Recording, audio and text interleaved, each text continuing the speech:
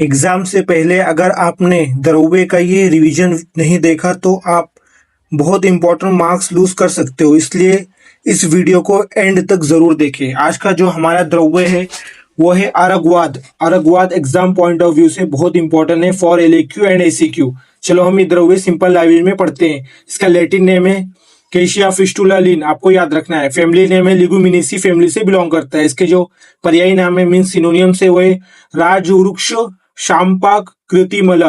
राजवृक्ष शाम्पाक कृतिमला आपको याद रखना है, अरगवाद का पर्यायी नाम है। इसका जो गुण है वो है कुष्ठग्न अरगवादी, कुष्ठग्न चरक के हिसाब से, अरगवादी सुश्रुत के हिसाब से। इसकी जो मॉर्फोलॉजी है वो है वृक्ष हर्ब, ये हर्ब टाइप का होता है अरगवाद। 8 से 10 मीटर लंबा रहता है, ये ट्री टॉल ट्री रहता है। लीफ इसका कंपाउंड टाइप रहता है। जो फ्लावर, जो इसके फ्लावर है वो इन्फ्लोरेंस येलो फ्लावर रहते हैं।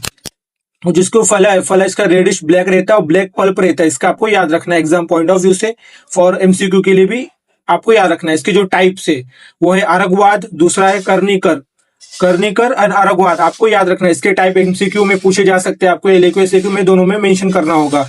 एंड इसके जो हैबिटाट है ये कहाँ कहाँ पाया जाता है, ये जो पाया जाता है ऑल ओवर इंडिया, मतलब ऑल ओवर इंडिया के अंदर ये पाया जाता है।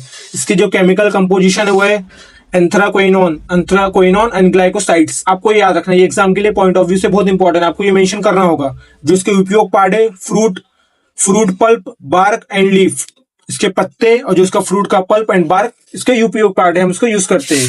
चलो आगे का पॉइंट पढ़ते हैं। रस पंचक, रस पंचक बहुत इंपॉर्टेंट है ये एग्जाम के लिए, आपको एसक्यू एलएक्यू दोनों के अंदर मेंशन करना होगा। जो रस पंचक रसा विपाक वीर्य गुना पढ़ते हैं। रस का मधुर है, विपाक इसका मधुर है, वीर्य शीत है। आपको ये जो रसा पंचक की वीडियो ट्रिक वाली हमारे चैनल पे मिल जाएगी, आप पहले वो जाकर देखो, देन इधर समझ में आएगा आपको अच्छे से।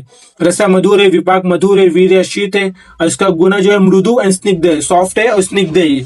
और उसकी मात्रा जो है बीजक चूर्ण का 3 से 6 ग्राम है। इसका जो मात्रा है 3 से 6 ग्राम है, आपको याद रखना है। इसका आयुक प्रयोग है pulp plus jaggery with warm water कफल डिसीज। जो इसका पल्प है और जो गुड़ के साथ लेना है गर्म पानी के साथ, तो ये कफल डिसीज के लिए यूजफुल होता है। इसका डिकेशन प्लस अम्ल की लेक्सेटिव रक्त पित्त, ये अम्ल के साथ अगर ये लेंगे तो ये रक्त पित्त के अंदर इस्तेमाल होता है। इसका जो कल्प है वो है अरगवाद अरिष्ट, अरगवाद अवलेह, अरगवाद तेल, आपको ये 3 कल्प याद रखना होगा। जिसका दो दोषक घात है वातघ पितघ, आपको याद रखना है। जिसके कर्म है ये बहुत इंपॉर्टेंट है, ये आपको लिखकर ही आना है।